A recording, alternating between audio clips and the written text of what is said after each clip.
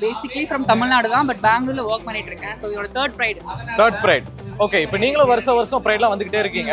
சமுதாயத்துல உங்களுக்கான அங்கீகாரம் கிடைச்சதா? அதுக்கான என்ன முன்னேற்றம் போயிட்டு இருக்கு? கிடைக்கிறதே இல்லை சுத்தமா.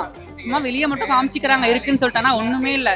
ஸோ என்னோட ஃப்ரெண்ட்ஸ் நிறைய பேர் ஜாப் தேடிட்டு இருக்காங்க, டிகிரி முடிச்சிட்டாங்க. பட் இந்த ப்ரைட் மந்த்னு வரும்போது மட்டும் நிறைய கார்பரேட்ஸ் வந்து நாங்கள் ஹையர் பண்றோம், இன்க்ளூசிவ் டைவர்சிட்டி எல்லாமே இருக்குன்னு சொல்றாங்க. பட் அது எங்கேயும் கிடைக்கிறது இல்லை. ஆக்சுவலி நிறைய பேர் இனிஷியேட்டிவ் எடுக்கணும், நிறைய கம்பெனிஸ் ஹையர் பண்ணணும். ஸோ இன்னமும் இந்த கஷ்டங்களை நாங்கள் அனுபவிச்சு தான் இருக்கோம். ஸோ மாறணும், மாற்றம் வேணும். ஓகே, ஒரு விஷயம் ஓப்பனா கேட்கணும்னு ஆசைப்படுறேன். இப்போ நிறைய பேர் என்ன கம்ப்ளைண்ட் பண்றாங்கன்னா, நல்லா இருக்கிறவங்கள நீங்க உங்களோட எல்ஜிபிடி கம்யூனிட்டிக்குள்ள இழுத்துக்கிறீங்க, அதுவும் கேர்ள்ஸ் ஐடில இருக்குன்னா அவங்கள வந்து லெஸ்பியனா இழுத்துக்கிறீங்க. கண்டிப்பா அது அவங்க தனிப்பட்ட விருப்பம், யாருமே இழுக்கிறது இல்லைங்க. அது இவங்களா சொல்லிக்கிறாங்க. ஸோ இயற்கை ஓப்பன் அப் ஆகி வராங்க. பார்க்கும்போது நாமளும் எத்தனை நாள் தான் அடங்கி இருக்கணும்?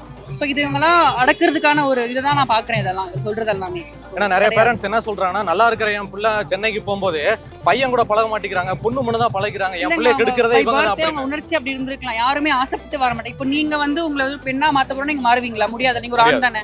ஸோ அந்த மாதிரி தான், யாரும் விருப்பப்பட்ட பொருள், இயற்கையான ஒரு உணர்வுகள் தான், பாலின ரீதியான மாற்றங்கள் தான்.